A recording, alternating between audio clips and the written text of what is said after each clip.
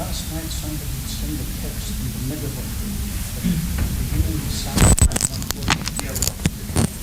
Yeah, the first was muted, the first 5-6 minutes. Yeah. Ali Muhammad.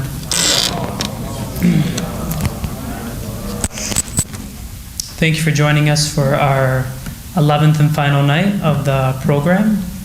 At least we're getting some people that are turning up, alhamdulillah. We're going to begin tonight. Our Quran reciter is not present, so I'm going to do a little Quran for us, and then we'll begin with the program, inshallah. أعوذ بالله من الشيطان الرجيم. بسم الله الرحمن الرحيم. الرحمن علم القرآن خلق الإنسان علمه البيان الشمس والقمر بحسبان والشجر والنجم يسجدان والسماء رفعها ووضع الميزان ألا تطغوا في الميزان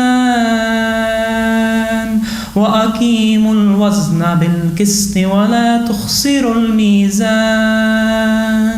والأرض وضعها للأنام فيها فاكهة والنخل ذات الأكمام والحب ذو العصف والريحان فبأي آلاء ربكما تكذبان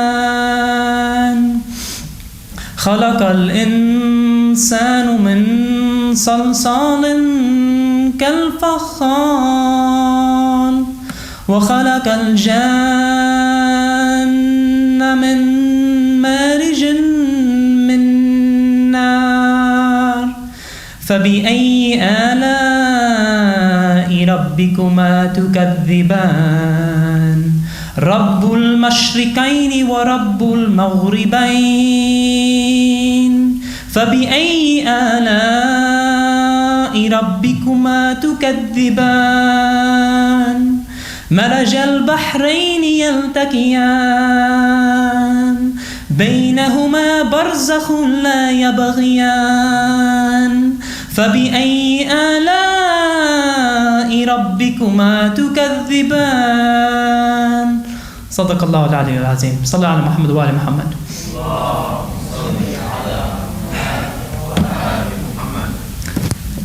Okay, as I said, great for you to be here.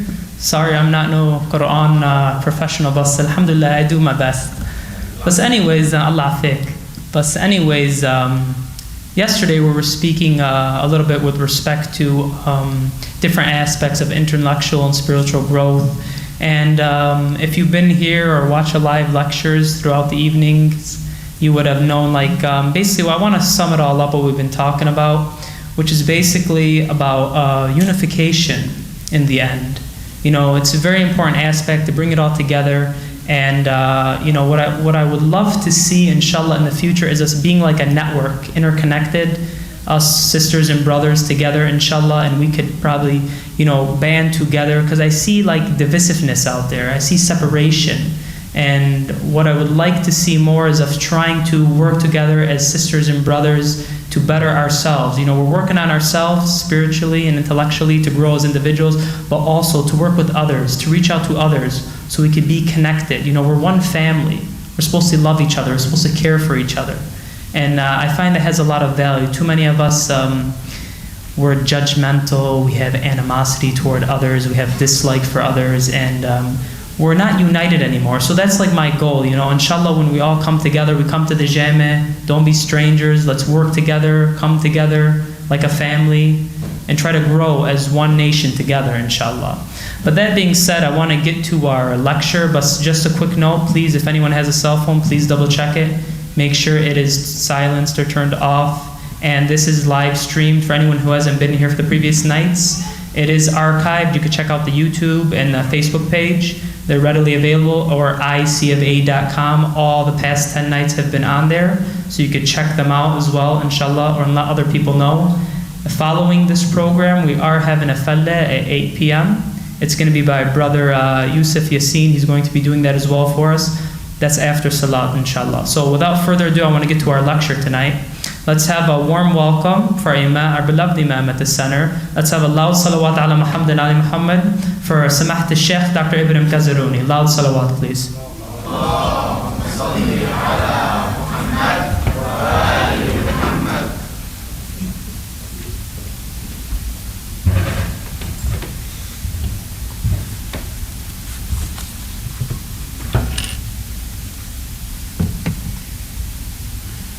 صلوا على محمد وآل محمد.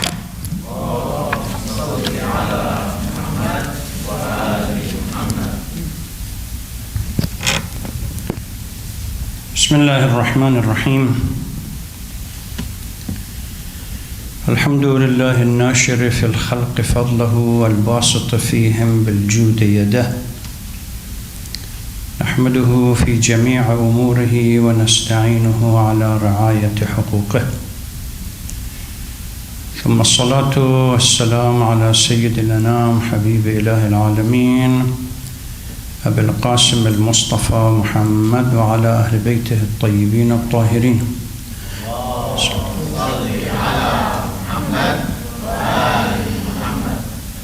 Praise be to Allah who spreads His bounty throughout the creation and extends His hand of generosity among them. We praise Him in all His affairs and seek His assistance for fulfillment of His rights. We greet our most noble Prophet, Prophet Muhammad ﷺ, and his pure progenies. Assalamu alayka ya Sayyidi ya Mulay ya Abu Abdullah wa ala al-arwah allati hallat bifina'ik. عليك مني سلام الله أبدا ما بقيت وبقي الليل والنهار ولا جعله الله آخر العهد مني لزيارتكم. السلام على الحسين وعلى علي بن الحسين وعلى أولاد الحسين وعلى أصحاب الحسين. Sisters and brothers, Assalamu alaikum wa rahmatullahi wa barakatuh. عظم الله أجورنا وأجوركم بمصابنا بشهادة الحسين عليه الصلاة والسلام. I offer my deepest sympathy and condolence on this sad occasion, the anniversary of ASHURA, to our living Imam and to all brothers and sisters. قال الإمام الحسين صلوات الله وسلامه عليه: وكأني بأوصالي تتقطعها عسلان الفلوات بين النواويس وكربلاء فيملأن مني أكراشا جوفا وأجربة سغباء. رضا الله رضانا أهل البيت نصبر على بلائه. I can see the wild wolves of the valley between Nawawis and Karbala tear my limbs apart to gorge their empty stomach and to fill their pocket. We submit to whatever pleases Allah subhanahu wa ta'ala. If you close your eyes for a moment and allow your mind to take you back to the day of Ashura, the year 61 after Hijrah, at this particular moment, what would you see? The plain of Karbala is silent. There are tents that are burned or half burned. Ladies are gathering the children and themselves together with the memory of those who have lost on one side. And then we have on the other side people who are counting their blessing, exactly wolves that the Imam Hussein talks about. But there is also in the middle of this Zainab, salamullah alayha, a lady, the sister of Imam Hussein, the daughter of Fatima al-Zahra and Amir al-Mu'mineen, that despite all the tragedies, she is preparing herself to shine and make sure that the revolution succeeds. Tonight, I intend to spend few minutes. It's practically impossible to spend such a short time discussing the character, such a unique character, that when we think and reflect, all of us as Ahlul Bayt, followers of Ahlul Bayt, we really owe her a lot. But before I continue, I would like for the final time to recap what I focused upon last night. Primarily, I focused upon a particular critical point. Number one was that stories could be told differently. And we are not obligated to tell the story the way our parents or grandparents were telling them. In an attempt to move Karbala from our memory and make it part of our daily life and identity in this country or anywhere else, we really need for these stories to be retold. And no story deserving to be retold more urgently than the story of Zainab sallallahu alayhi. I don't know why, when we look in our literature, thousands upon thousands of books, articles, conferences, papers written about Imam Hussein salawatullah salam alayhi. But somehow, relative to what we have as far as literature about Imam Hussein, very little has been written about the life of Zainab. I'm curious to find out. I've tried to search for it, but I haven't come across anything yet. Imam Hussein certainly we know, brought all the family, the wives, daughters, other small children, and everybody else with him. And I don't believe that Imam would do such a thing without a clear plan and objective. It appears that ASHURA had two phases. The first phase, as I indicated last night, folded within a day like this, around 3 hours before now. By 2:30, 3 o'clock in the afternoon of Ashura Day, the 10th of Muharram, everything was settled. The first phase was over, but the second phase was just beginning. And we cannot ignore the critical role that the second phase has for the success of this revolution, and focusing purely on the first phase. Otherwise, we are not doing justice to the revolution itself. When we look at her life and try to establish, going back to what I discussed a few nights ago, Imam Hussein was confronting a society that was blinded by the material life.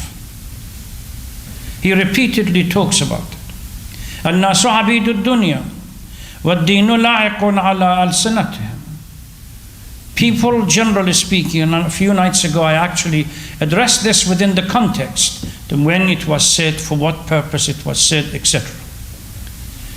So, and Amir al-Mu'mineen salawatullah salam alayhi has a small comment. He says, Man absara, talking about dunya, Man absara biha basarathu, وَمَنْ أَبْصَرَ إِلَيْهَا أَعْمَتُ. If you use the material life as a mean, where the goal is somewhere else, and you use it to achieve that goal, it would help you. But once material life becomes the goal and the objective, where you look at it, not you use it, then it blinds you. Certainly, Imam Hussein was confronting a society that was blinded by the material life. Otherwise, how can we explain a society 50 years before being guided by the Holy Prophet of Islam, so many ahadith about Ahlul Bayt, and at the end of the day, 50 years later, under the banner of Islam, people literally slaughter the entire Bani Hashim within few hours, and congratulate each other for doing it. This is the critical issue. Now, we may not do that if we are confronted, but certainly we are prepared. This is where I have been calling for from the beginning. How can we bring ASHURA and make it as part, and these were issues that I pointed out last night as well. We make ASHURA as part of an ethical and moral behavior within our own community. There are a number of stories within it. The story of honor and dignity that we can focus upon. The story of forgiveness and tawbah, hur. The story of generosity. The story of repentance. The story of dignity. The story of free thinking, etc., etc., etc. And all of these stories can be brought into our life. But these are things that we have discussed over many nights. I want to go back to Zainab. Imam knew that he is confronting a society that is blinded by the material life. No, and I again mentioned this, that no revolution, no revolt, no uprising, no attempt to change society will succeed if there is no clear policy that would address both the spiritual and the material life. Also, an ideological revolt or movement, an attempt to reform society ideologically, is the responsibility of both men and women. You cannot exclude women from a reform movement that attempts to change society from within and change their thinking and consciousness. If you move more than 50%, 51%, 52% in an average society, members of the community out of such a reform, you will fail. Marhum Imam Rahmatullah alayh, the beginning of the Islamic Revolution, made it clear. He said, no society can be able to succeed in its reform if we were to exclude women and our sisters from, and mothers and daughters and so on, from the society. Imam sees this as a responsibility of the Zainab, the rest of the family, that they have a responsibility to fulfill and discharge in making this revolution a success. But why is Zainab being distorted and attacked so much? Let me give you an example.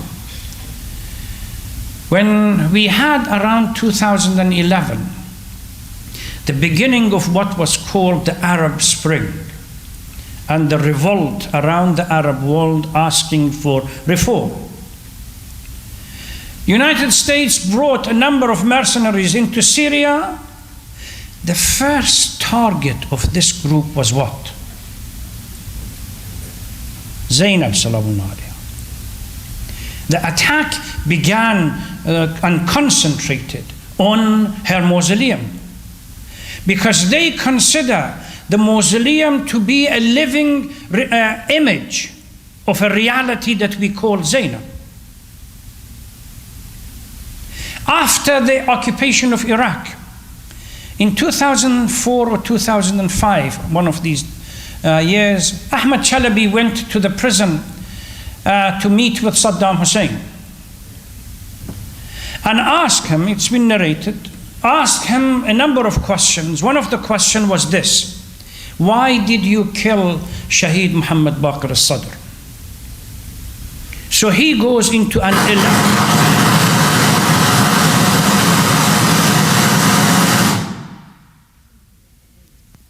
I don't know how to interpret this as the divine agreement or anger.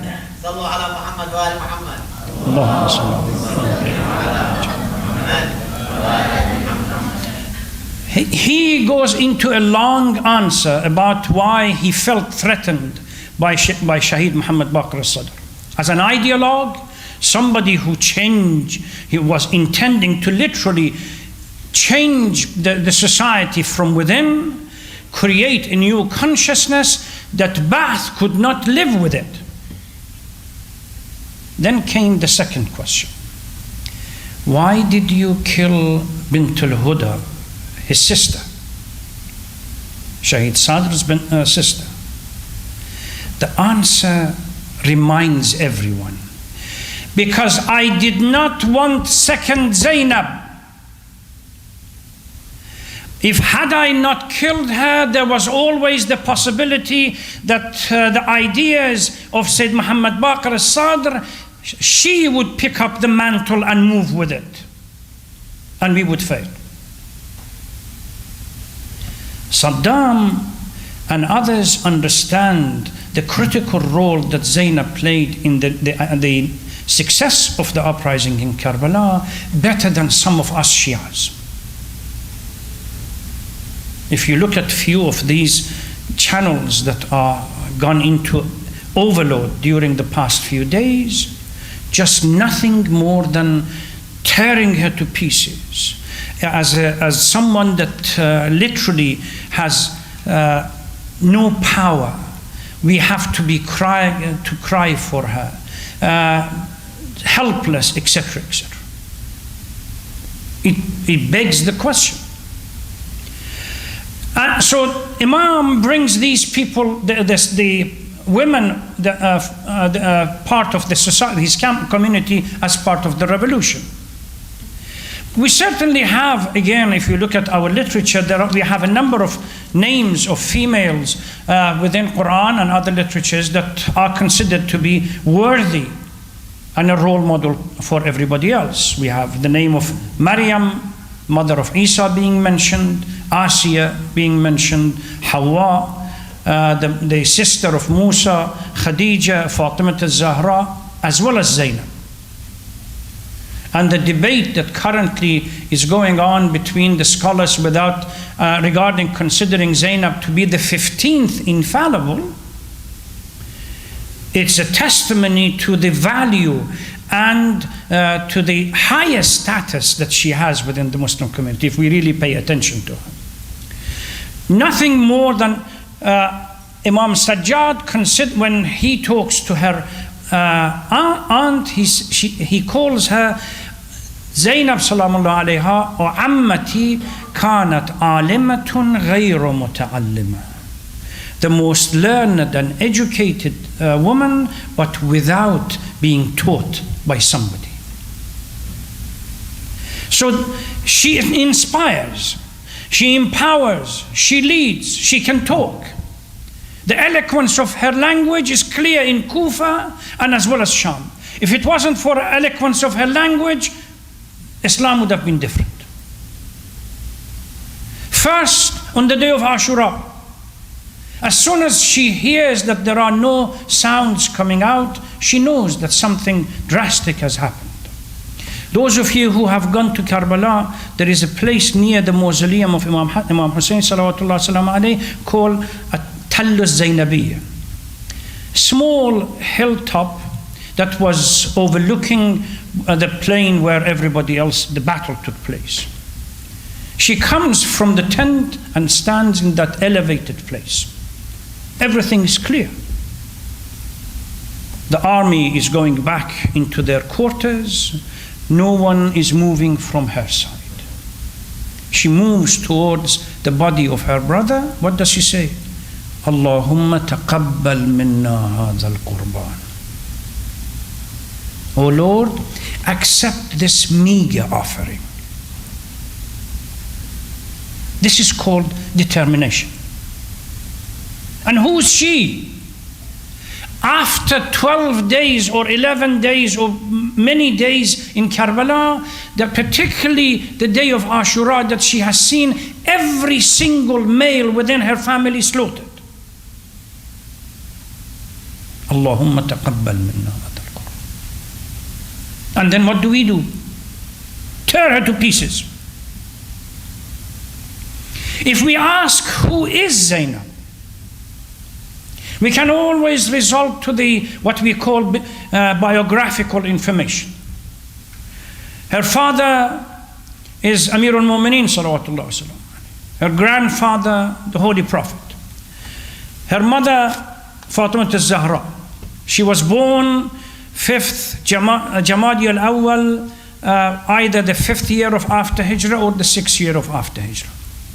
The irony is that even the biographical information, if somebody stands in front of the door without anybody informing us and asks question, everyone that goes out, give me a biographical information about Zainab, most of us would fail. Why? Because we focus on something else and we miss this issue. She married Abdullah ibn Ja'far, her cousin, and there is a debate whether she had 2 boys or 3 boys from the marriage and 1 daughter. All of them were killed and martyred during Karbala.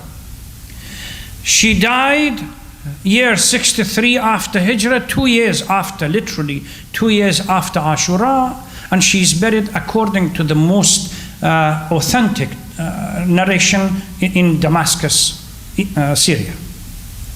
But that doesn't give us the information that we need to establish the character of this lady. Remember, she's not at the young age. She was younger than Imam Hussein by 1 year.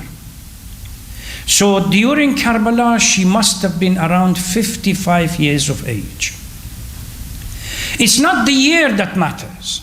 There is a debate as to what makes somebody's character, how character of somebody is built up or shaped. They say there are a number of factors. Number 1 is the gene. This is why Islam emphasizes so much, both for men and women, boys and girls, young both. When you consider that you have reached the age you want to get married, make sure that you focus not on transient issues, but on more permanent part of the character, because the genes would have a reflection on the next generation. Genes are critical. Number 2, the environment, which is the home and the outside. Primarily first home and then outside. 3rd, education. And 4th, now psychologists say, how many calamities children face or individuals face as they grow.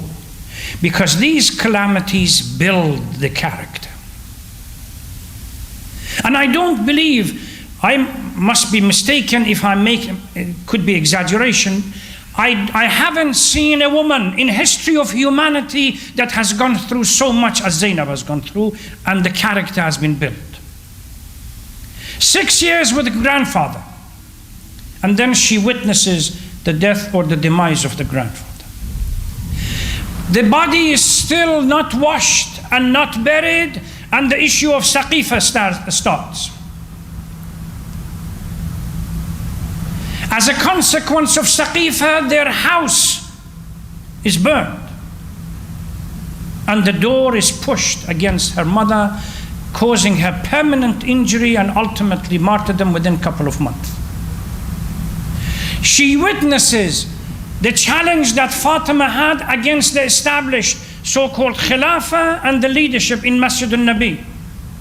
And the famous khutbah that it is. She, at the age of 6 or 7, it's incredible when we think about it. As a child, age of 6 or 7, literally took the entire sermon into her heart, and she became one of the sources of this hadith or the sermon. And most people narrated to her. She witnessed the death of her mother and the silent burials. She witnessed the marginalization of Amir al-Mu'mineen, her father, for many years. And ultimately, she saw the revolt against him by Muawiyah, al-Mu'mineen Aisha, as well as Khawarij. She saw the death of her father. After that, the story of Imam Hassan and the martyrdom of Imam Hassan. Then comes with Imam Hussein, ultimately culminating in the story of Ashura.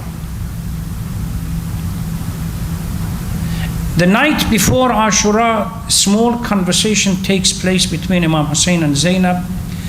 And then Imam Hussein detects that there is slight doubt, not doubt, but at least emotional behavior from Zainab sallallahu alayhi wa. And he asks, he says, Ya akhi, my brother, I lost my grandfather. I had hope with my mother and my father. I lost my mother, I looked up to my father. I lost my father and I looked up to my brother. I lost Hassan and I looked up to you. You embody the entire family. And Imam tells her to wait. There is a plan, and Allah subhanahu wa ta'ala would change things. If we know that Imams normally take the secrets of Imamah and give it to the next Imam. During the time that Imam Zain al-Abidin was sick, who took the responsibility of Imamah and the secrets of Imamah? If it wasn't for Zainab. So Zainab took the responsibility of the secrets to later on to be given to Imam Zain al-Abidin. So when it comes to this, there is a book by Dr. Aisha Abdul Rahman. It says, the title is Batalat Karbala as-Sayyida Zainab. An excellent book. I think it's the PhD dissertation of hers that has been turned into a book. She says that it is as if she was being prepared by the hand of the divine to go through all these calamities for the ultimate challenge that she's going to face after the day of Ashura. Small calamity. Imam Ja'far as-Sadiq salawatullah wassalamu alayhi says, our Shi'as can be divided into 3 types.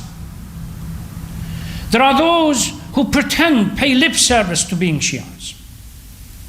There are others that similar to a clear glass, but they have no ability to withstand any challenges and calamities in their life. The first knock and they shatter to pieces. And then the third, very few are like pure gold. You put them in fire, they come out shining more. You just listen to the conversation that she had with Ibn Ziyad.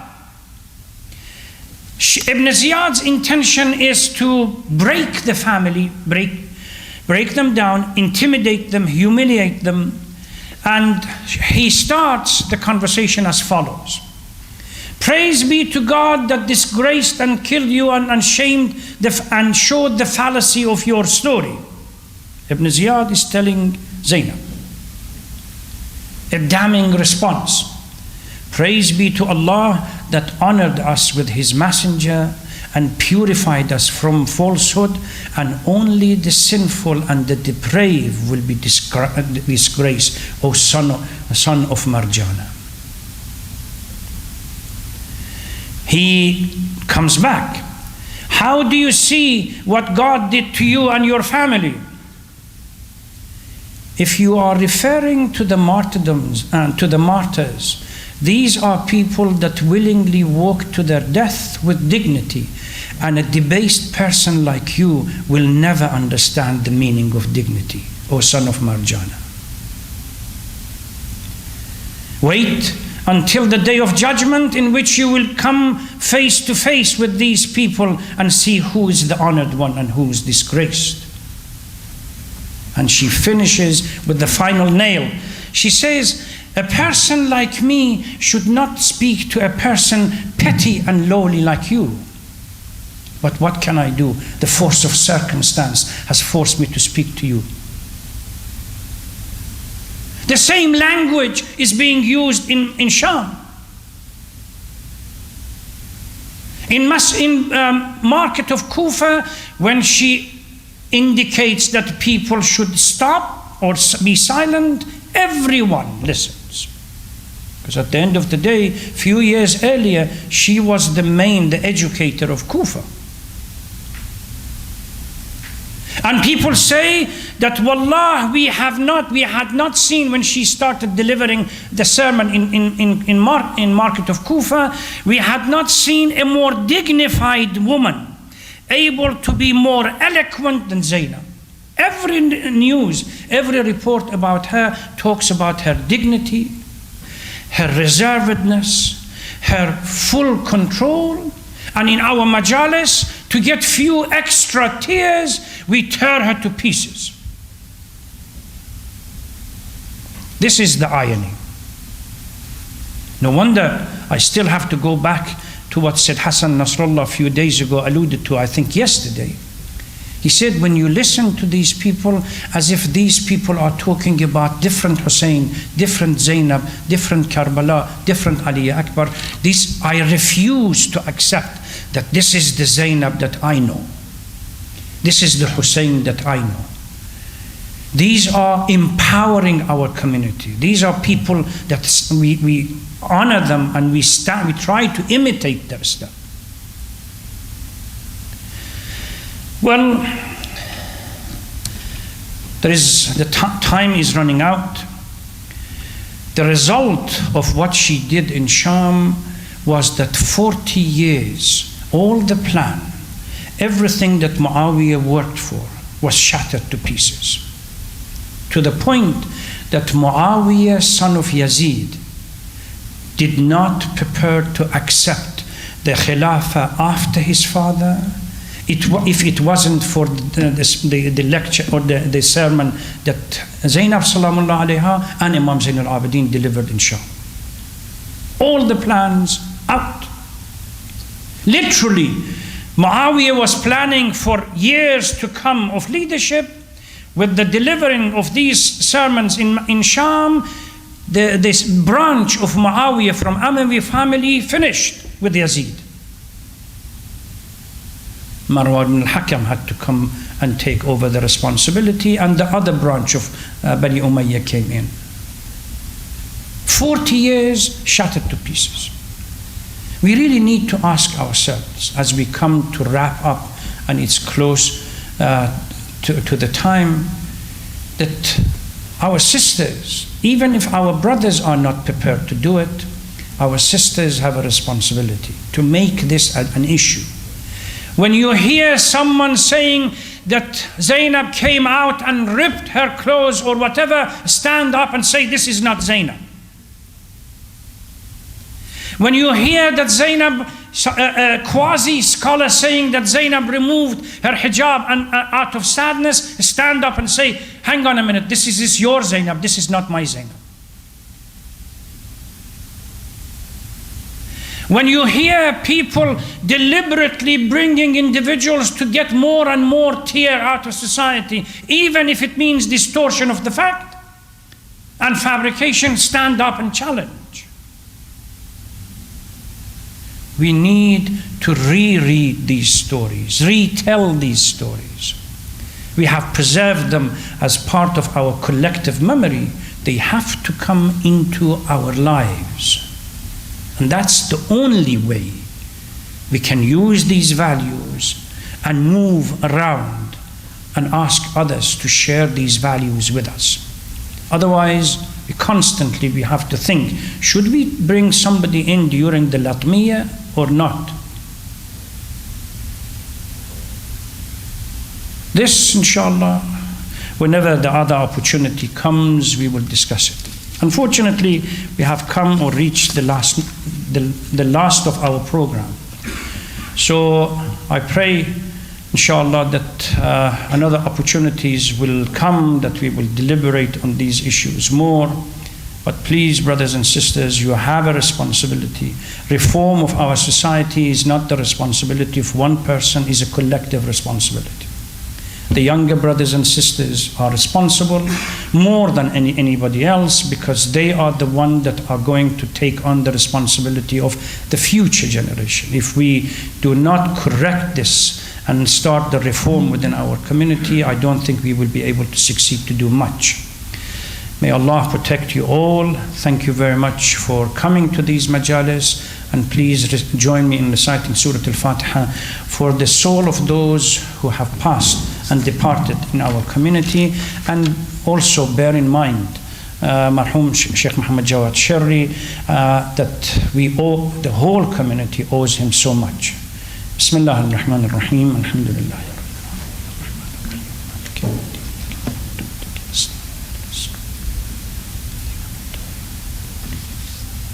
Assalamu alaikum wa rahmatullahi wa barakatuh.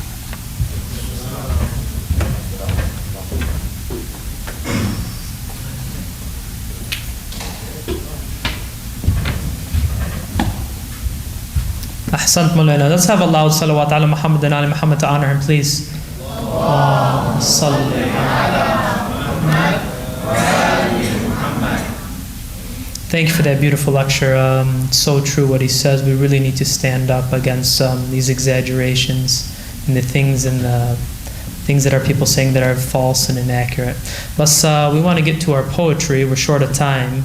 So without further ado, it's my honor and privilege to bring to you Sister Fatima Najdi. Let's have a loud salawat ala Muhammad and ali Muhammad for her, please.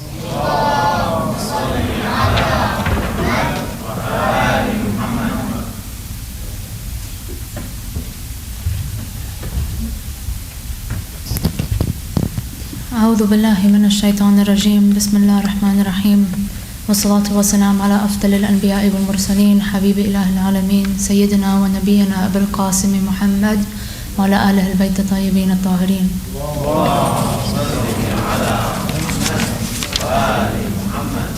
I just wanted to take a moment to thank you all for honoring me and blessing me with the opportunity to read this poetry for the past 11 nights.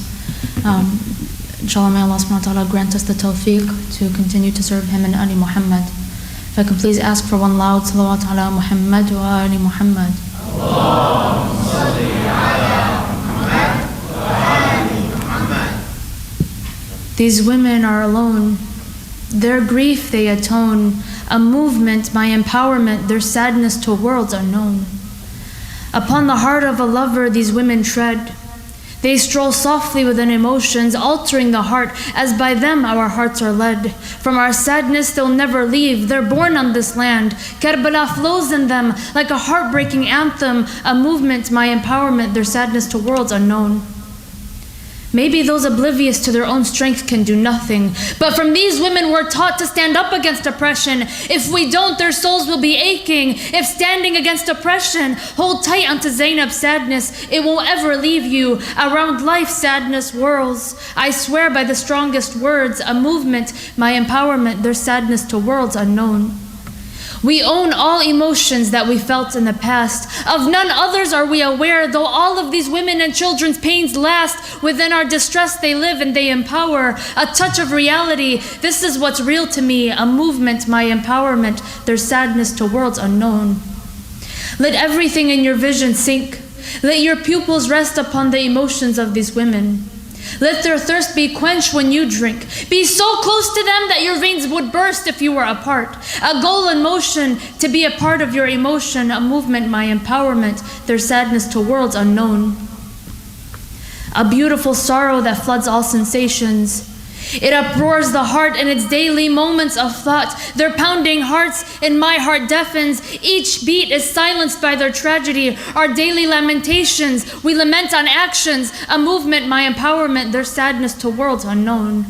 Upon the days we are in need of patience, we look within ourselves first, but why? We have women and children from whom everything learns put aside what they could bring to the heart, reaches the highest peak of each sky, and still we have yet to learn for what these women have cried. A beautiful outcry, so they'll hear our cry, a movement, my empowerment, their sadness to worlds unknown. Yes, we can try and compare tragedies. Yes, we can try and compare tragedies, but we could never compare our patience. Their strength and persistence is greater. Everyone agrees. They only wish for you to look up to it when you're in need. Their light is the day's light. Their light is the day's light. We're left dazed by every light, a movement, my empowerment, their sadness to worlds unknown. In your weakest moments as a servant, look at their example. In your weakest moments as a servant, look to their example. Find their power in you. It's been there as it forever will be. This is the thought that keeps my heart blissful. I hope that your eyes look and find their potential. I hope that your eyes look and find their potential. Salawat ala Muhammad wa ali Muhammad.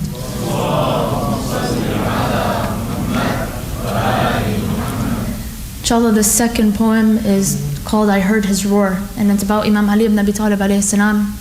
He's in the heavens and he's watching the events of Karbala unfold before him. And if I can please ask for a loud salawat ala Muhammad wa ali Muhammad.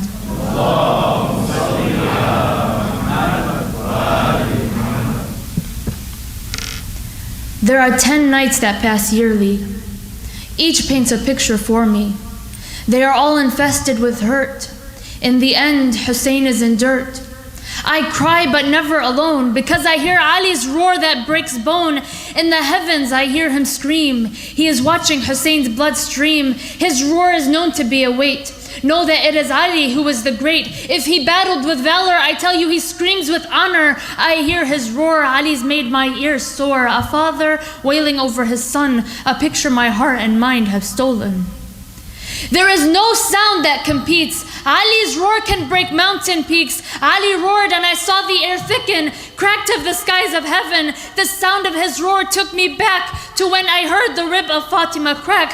Hussein died and Ali was ignited, as if the sun falls and earth is blasted. No wail or scream is stronger. Ali's roar was Karbala's anchor. Hussein has fallen in scorching sand, so Ali yearned to by him stand. I hear his roar, Ali's made my ears sore. A father wailing over his son, a picture my heart and mind have stolen. The heavens that carried Ali that day held onto God's throne so it wouldn't sway. The heavens that carried Ali that day held onto God's throne so it wouldn't sway. We see wood burn from a simple flame, so picture Ali screaming Hussein's name. What breaks and what has not? Zainab finds comfort in what Ali brought. Ali roars just as a volcano erupts. The peace within the earth's core disrupts. There was no moon that didn't shake. All is broken if Ali is left in heartache. When I heard his roar thunder, I stood in a flood of Ali's anger. I hear his roar, Ali's made my ears sore. A father wailing over his son, a picture my heart and mind have stolen. Let Hussein's enemies be afraid.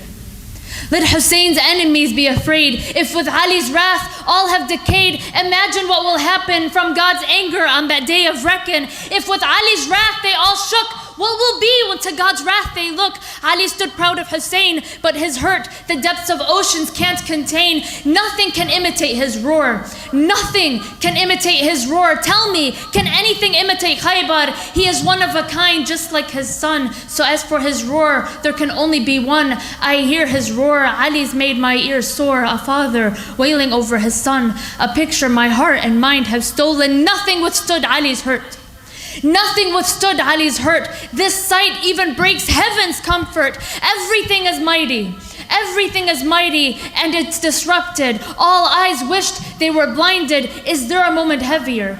Is there a moment heavier? Of this moment, does another moment conquer? Ali watched the events unfold.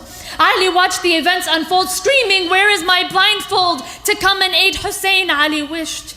But by these same animals, he was abolished. Ali roars and thunder is jealous. Ali roars and thunder is jealous. There is no help. This roar is furious. There is no help. This roar is furious. I hear his roar. Ali's made my ears sore. A father wailing over his son. A picture my heart and mind have stolen. Did pain make Ali scream? Did pain make Ali scream, or did Ali make pain scream? Did pain make Ali scream, or did Ali make pain scream? His roar brought unity among nature. To survive, everything held on to each other. To survive, everything held on to each other. Hussein is welcomed into the heavens by that grand roar that deafens. They should have taken note of Ali's might, because they went and attacked his son's light. The angel of death was envious of Ali. The angel of death was envious of Ali, because when those men died, what did they see? The angel of death was envious of Ali, because when those men died, what did they see? When Hussein's enemies died, Ali's roar they came to find. When Hussein's enemies died, Ali's roar they came to find. I hear his roar, Ali's made my ears sore. A father wailing over his son. A picture my heart and mind have stolen. Ali roars and thunder is jealous. There is no help. This roar is furious. There is no help. This roar is furious. Wassalamu alaikum wa rahmatullahi wa barakatuh. Salawat ala Muhammad wa ali Muhammad.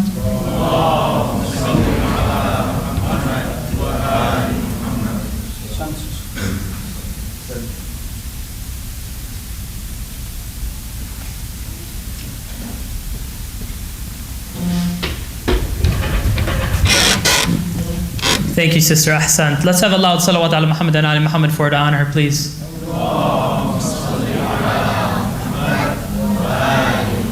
Next, we're going to jump right into our majlis, inshallah. So I want everyone to give a warm welcome, and it's my honor and privilege to introduce Brother Yunus Mack. Let's have a loud salawat ala Muhammad and ali Muhammad, please.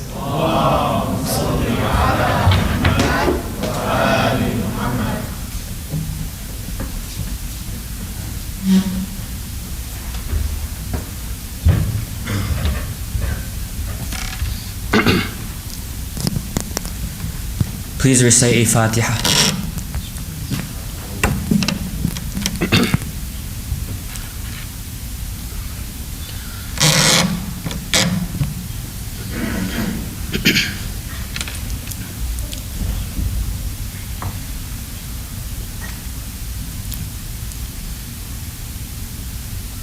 أعوذ بالله من الشيطان الرجيم. بسم الله الرحمن الرحيم.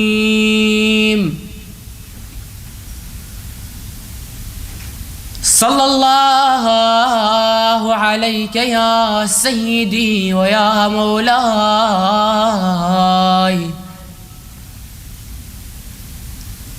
وابن مولاي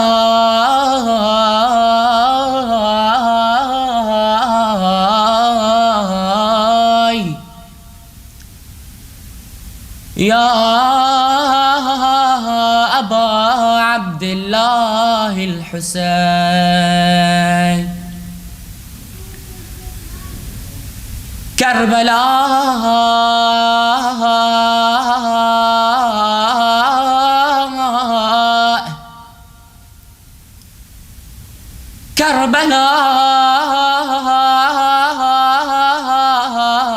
كربلاء كربلاء.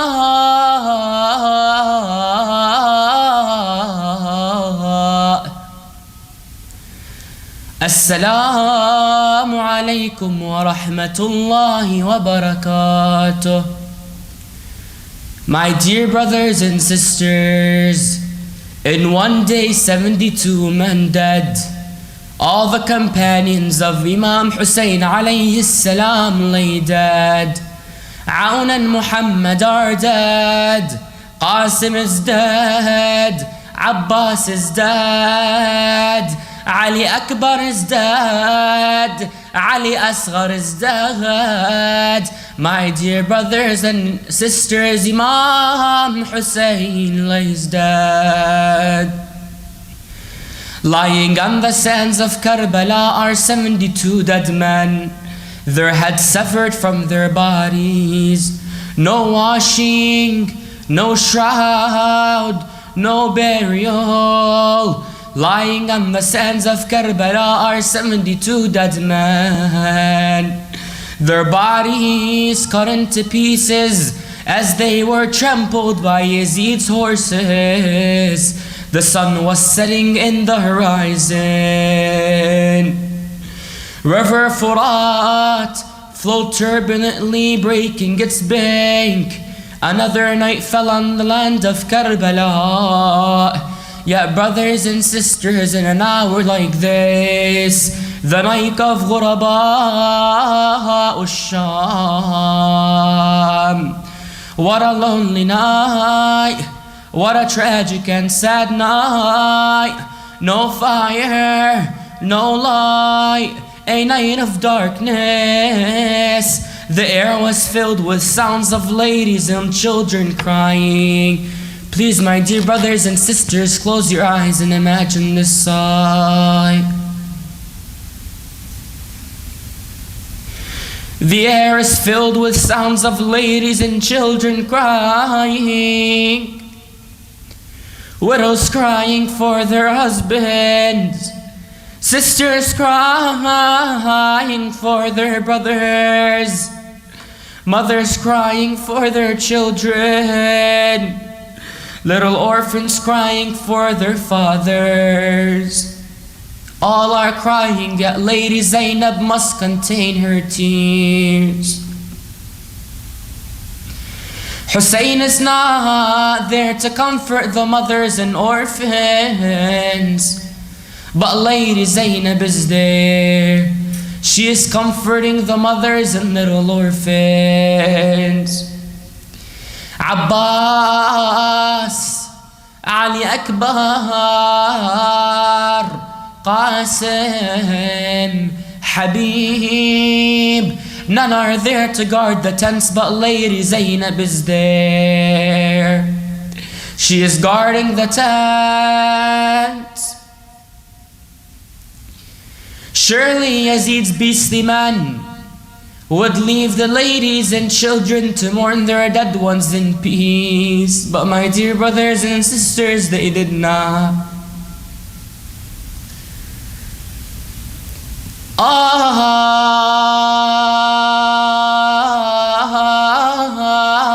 ya Zainab.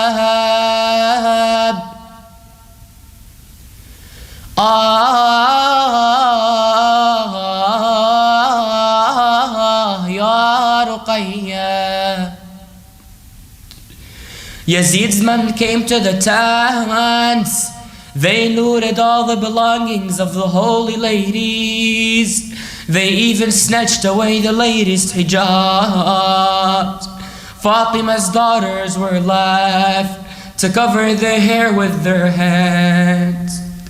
Shimr, the most evil of Yazid's men, came to.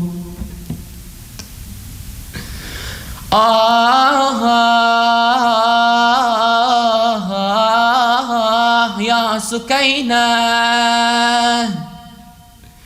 Ya Azizat al-Husayn.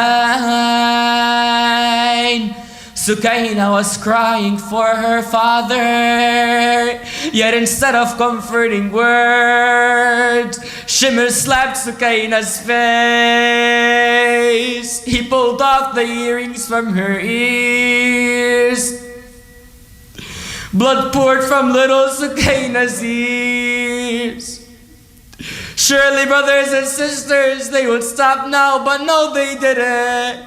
One on one, they set fire to the tents. The helpless ladies and children ran from one tent to another. Little Sukayna ran from one tent to another. They tried to escape the fire, yet the fire was burning their clothes.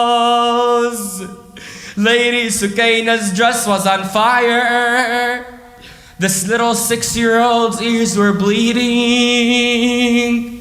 All Sukayna wanted was her dear father. She ran to the battlefield screaming, Abata,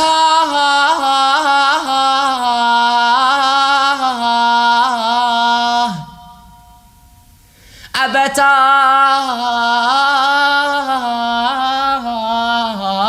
يا حسين. Father, Father, where are you, Father? Abatah, speak to me, my dear Father. The seventh tent, which was the last, now became set on fire. Our fourth Imam, Imam Zainul was laying unconscious in the bed, for he was very terminally ill. Zainab became worried. She had to save the Imam of the time. So she rushed to the tent and rescued Imam Zainul Abidin to safety. All the tents were now burned down. The holy ladies and children were left shivering at night in the desert cold of Karbala. Tonight is the night of Shamul Ghariban, the night of the homeless. The children were frightened, so they ran away to escape the fire. They tried to escape the restless horses and the beating. Brothers and sisters, when the children were running, many of them got lost in the vast battlefield. They were left for hours looking for their mothers between the beheaded bodies of their fathers. Lady Zainab and Kulthum were in search of the children. They found some dead, trampled by the horses or burnt by the fire. Zainab and Kulthum gathered the ladies and children together in a small place where our fourth Imam was laying. They began to look around them, yet the beloved of Hussein, Sukaina, could not be found. Kulthum stood guard, while Zubin Zainab rushed to the battlefield screaming, Sukaina, Azizati ya Sukaina. Where are you, Sukaina? While searching, Lady Zainab reached the area where Hussein's body was laying. My dear brothers and sisters, what did she see? There,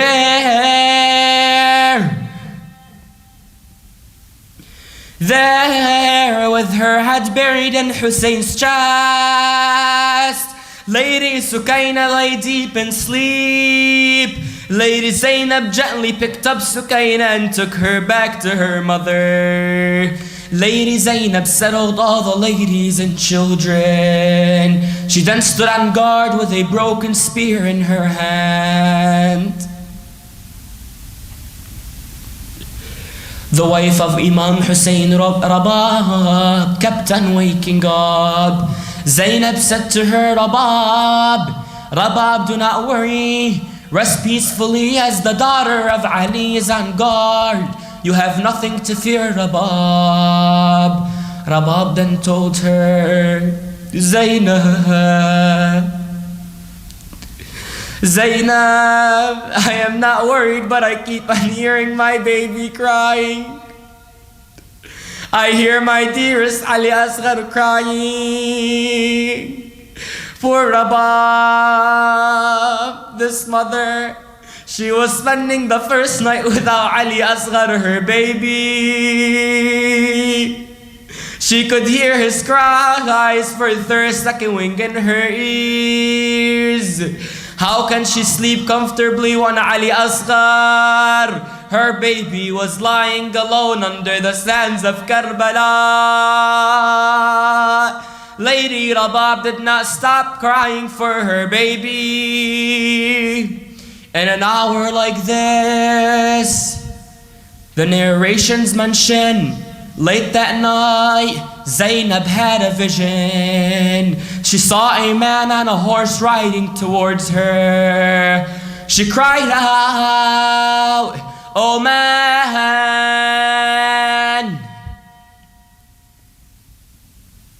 She thought it was the enemy. She cried out, "Oh man on the horse, please do not come any nearer. I have just managed to get the children to sleep. We have nothing left for you to take. Please go away."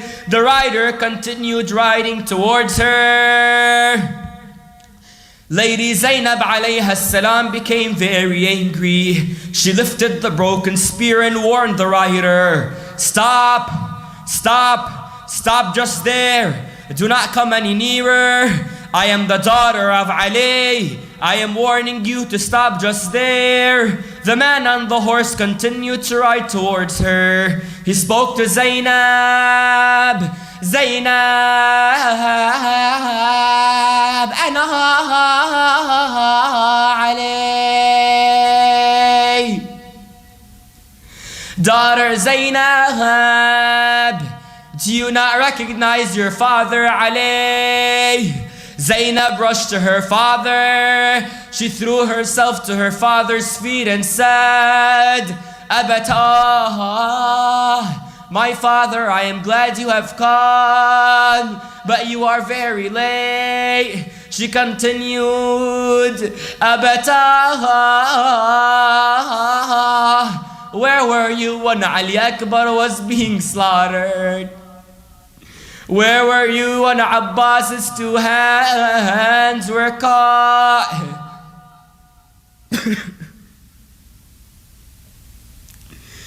Abata,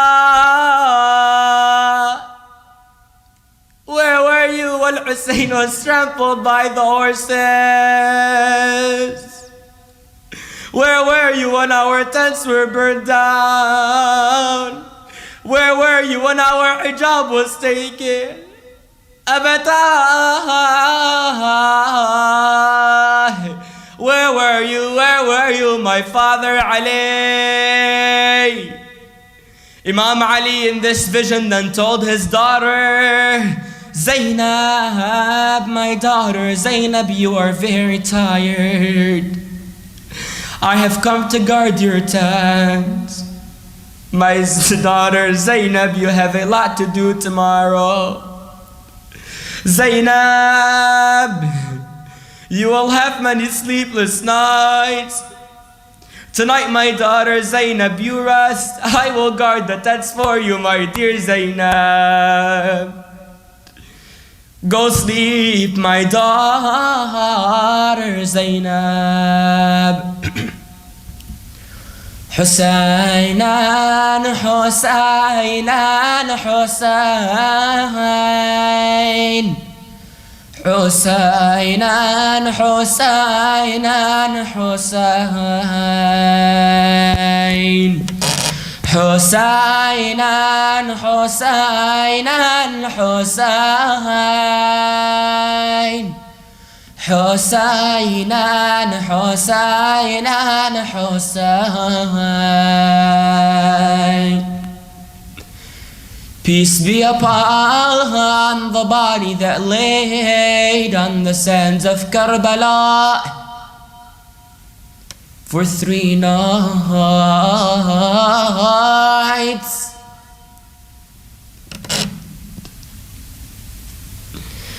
Peace be upon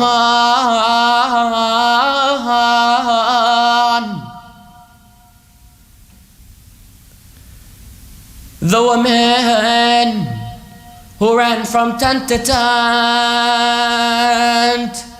Peace be upon the children who asked where were their fathers.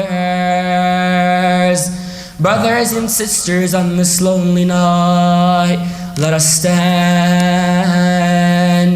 Let us send out our hearts to Lady Zainab's shrine.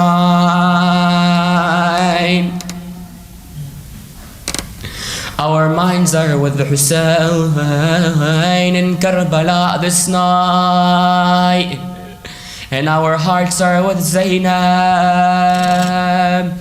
As-salamu ala al-Hussein wa ala Ali ابن الحسين وعلى أولاد الحسين وعلى أصحاب الحسين. السلام على نساء الحسين. السلام على أبي الفضل العباس ذريعة الحسين. السلام على الذين بذلوا مهجهم دون الحسين. Peace be upon the Imam who once stated, O Hussein, I will cry upon you instead of tears. I will cry upon you blood. My heart will ache for you for the rest of eternity. And a night like tonight, Imam Mahdi lays beside the shrine of Imam Hussein alayhi salam.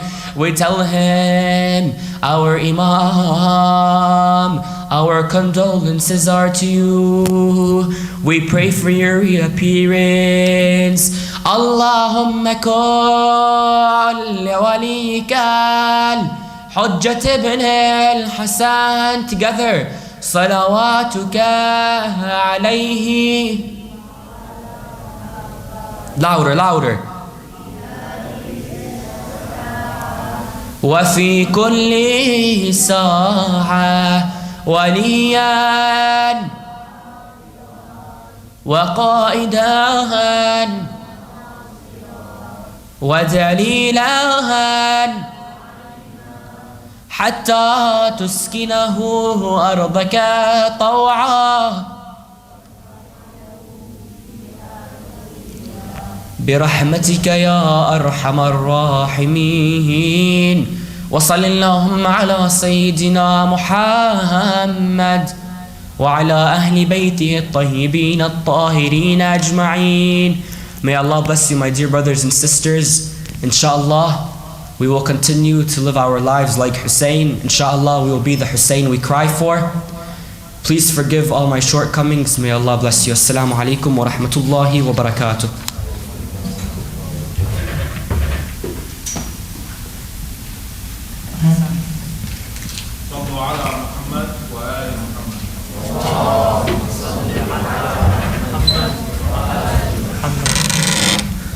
Thank you, Brother Yunus, for that beautiful majlis. Let's honor him by having a loud salawat ala Muhammad wa ala Muhammad, please.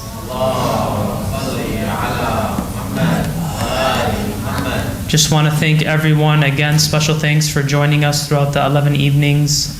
Without you, we're nothing. We appreciate your support, and inshallah, we're going to continue to have in the future. I want to thank Sister Fatima for the beautiful poetry throughout the evenings, Brother Yunus again for the beautiful majlis, and Samahat al-Sheikh, Dr. Ibrahim Kazaruni.